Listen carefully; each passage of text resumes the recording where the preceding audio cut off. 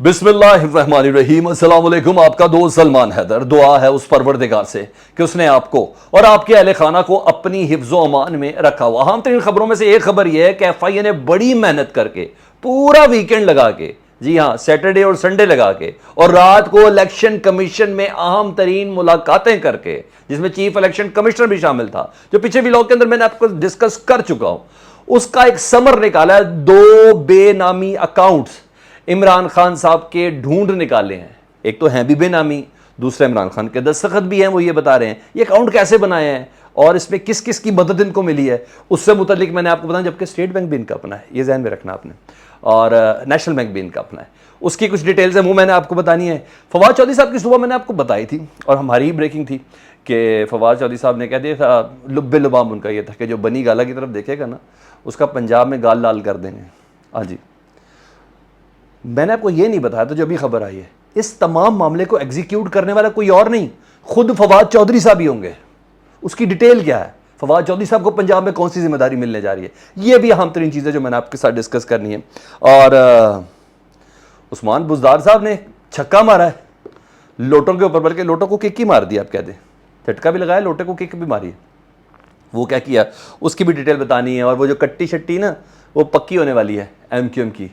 अहम तरीन press conference, जिसमें राब्ता कमेटी का अहम इजलास, जिसमें पाकिस्तान पीपल्स पार्टी के ऊपर पूरी चार्जशीट दी है कि आप धोखेबाज हैं, फ्रॉडी हैं।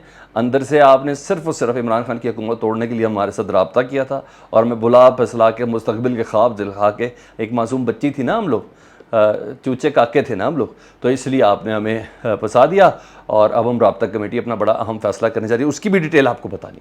तो चीज़ें एक बड़ी अहम है। और इतवार का दिन है, थोड़ा थोड़ा, जी हाँ, पता चल रहा है कि एक्टिव है, क्योंकि जहाँ चीज़ें चलती हुई नज़र आ रही है उससे ये अंदाज़ा हो रहा है कि वक्त थोड़ा है और काम बहुत ज़्यादा करना है। डिटेल सारी आपके सामने रखते हैं। सबसे पहले वसीम अख्तर साहब ही ले लीजिए, एमक्यूएम जी।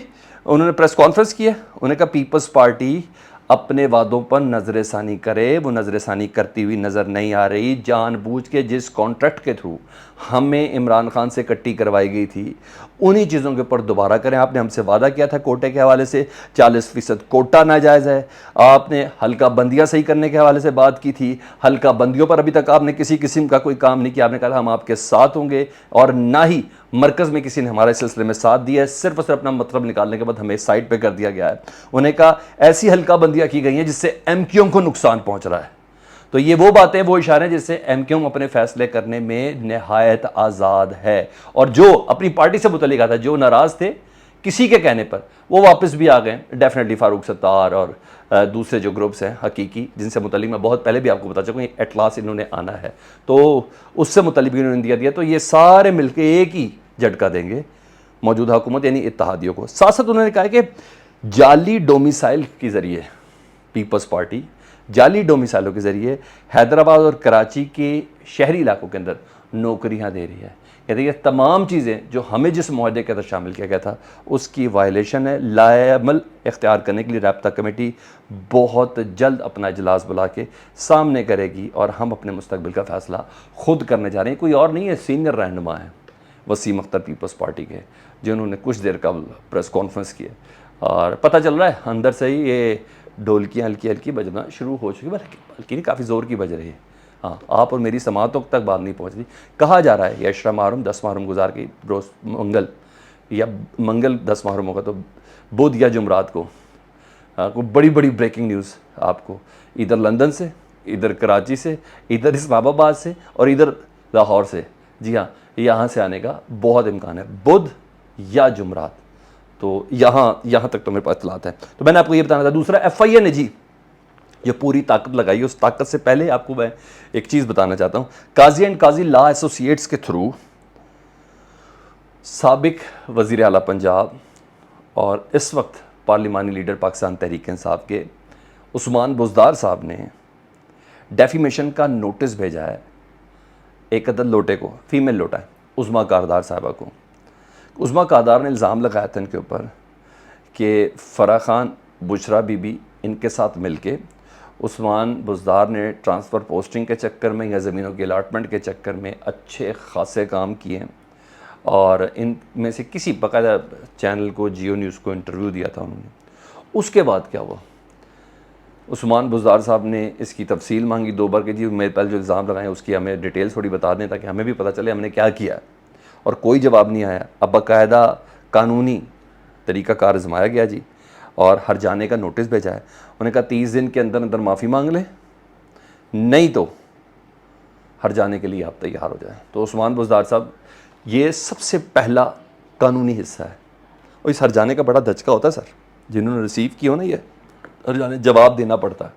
कार्रवाई तो कानून के तहत फिर शुरू हो ही जाती है, तो ऐसा नहीं करके कुछ भी बोल दिया जाए किसी के मतलब।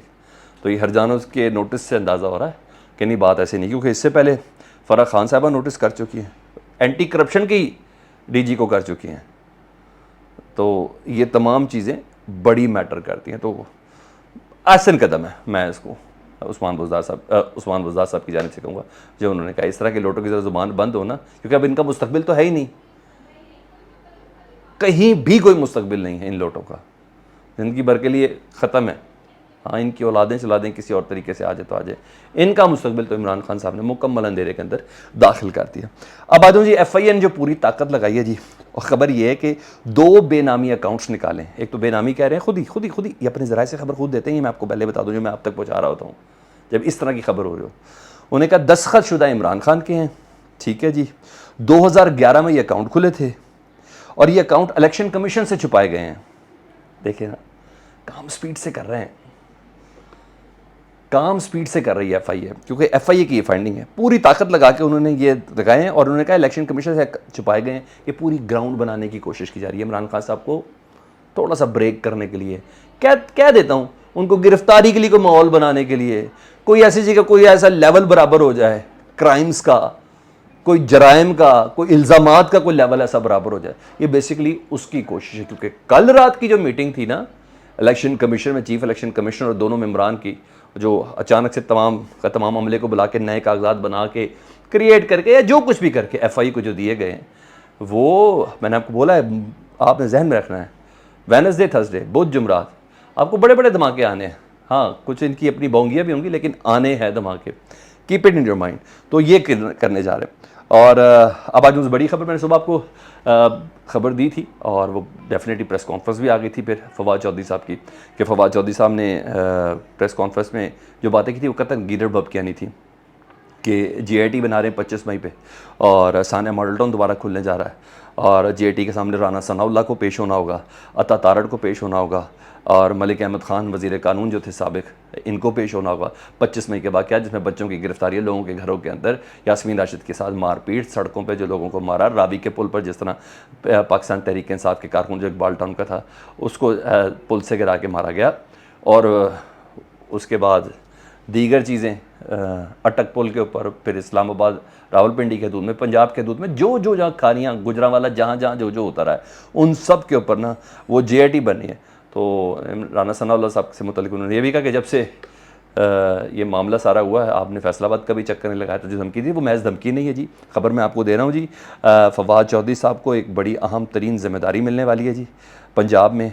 बाकायदा तौर पर इमरान खान फवाद चौधरी साहब को पंजाब में अपनी आँख का दर्जा देने जा रहे हैं जी, क्योंकि इससे पहले खान साहब जब भी तकारीर में कहते थे ना 2013 के हवाले से, 14 के हवाले से, धरनों के हवाले से, कि मुझे याद रहेंगे, तो इतना याद नहीं रखा गया।